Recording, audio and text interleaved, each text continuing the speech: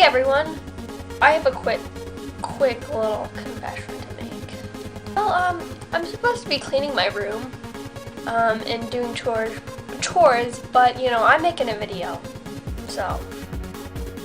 And now, for the topic of this video, my favorite 90s movies. 1990s, not 90s, because I don't have 90 favorite movies. First up, we have Home Alone.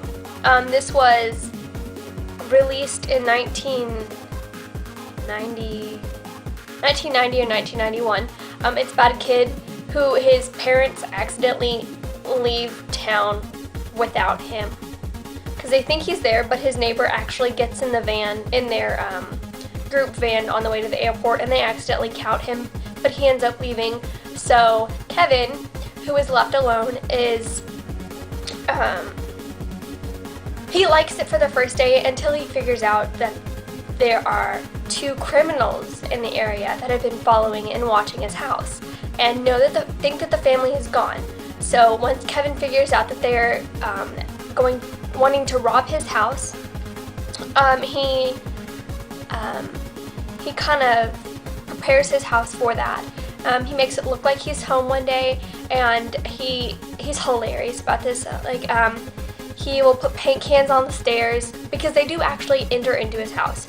So he puts paint cans on the stairs. He puts Christmas lights everywhere so that they trip on them. It is absolutely hilarious. If you haven't seen the movie, I encourage you to, because it's a non-stop laughter fest. Next is Forrest Gump. This movie, the first time I saw it, I didn't like it because the ending was so sad. I'm not going to ruin it if you haven't seen it. But if you have, you know the ending is quite sad. But actually, it does have a positive ending because he does end up, taking care of his son once Jenny dies. So that is the positive.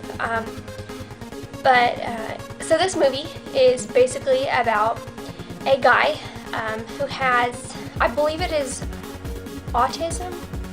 It's some disease like that, and he's sitting on a park bench, and he's telling a story to different people as different people get on the bus that he is at, and he's recalling his stories from the war, and most importantly, how he met the love of his life, Jenny. They met when he was very young, and he was being bullied, and she stuck up for him. And so they became friends, and she would leave his life and then would come back in. She kind of lived a crazy lifestyle while Forrest was in the war, and eventually became famous.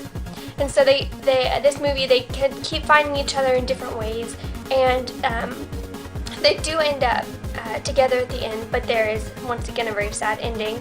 I'm actually going to spoil this. I said I wouldn't, but I'm going to.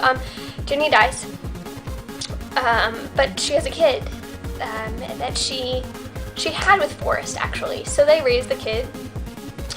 So Forrest raises the kid once Jenny dies. So it's a beautiful, beautiful story, but it is a bit sad. So for those of you who haven't seen Toy Story, which I'm guessing everyone has, because every kid I know has. Anyways, it is about how Andy owns a lot of toys, and Woody is his favorite. Woody is a cowboy, and Buzz Lightyear, his new action figure, ends up on his bed, and all the toys are kind of getting used to him, kind of getting a little bit jealous at first, but knowing that Woody is Andy's favorite, so that kind of helps.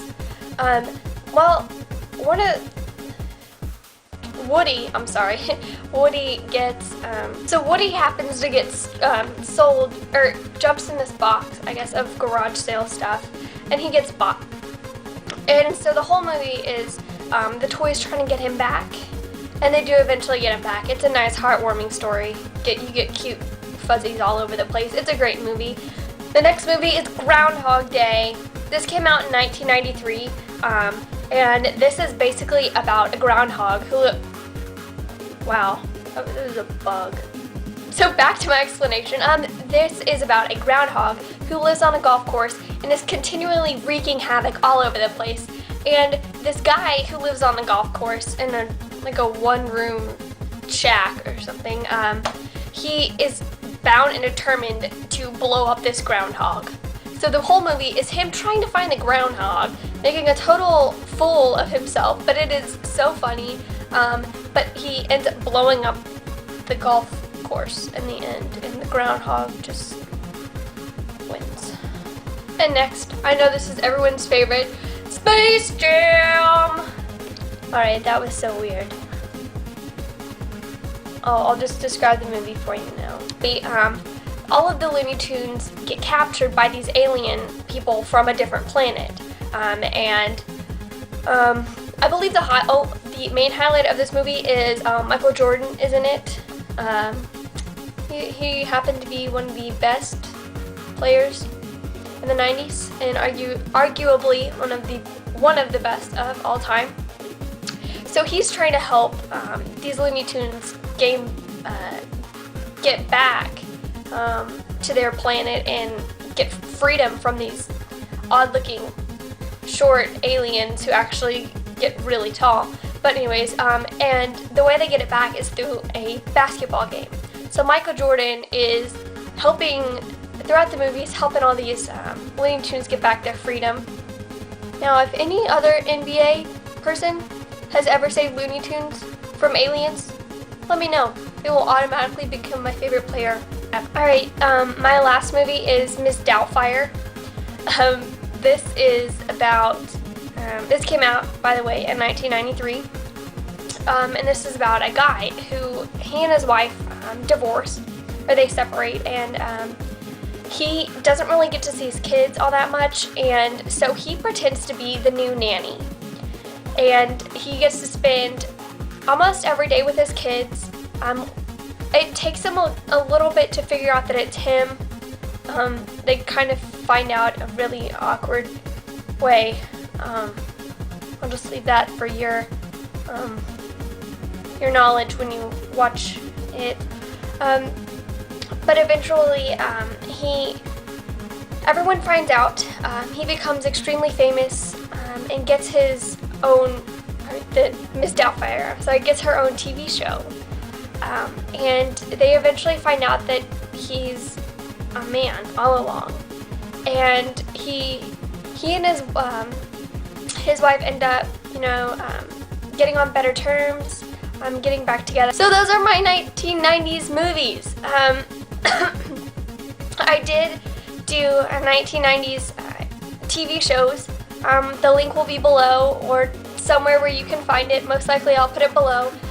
If you have any 1990s movies that I didn't put on my list but you like, don't hesitate to tell me. You can put them in the comments. You can make your own video and as a response to this. You can follow me on Twitter. It will be below. You can subscribe. It somewhere. Anyways, so just don't hesitate to get in contact with me. So have a great day, everyone.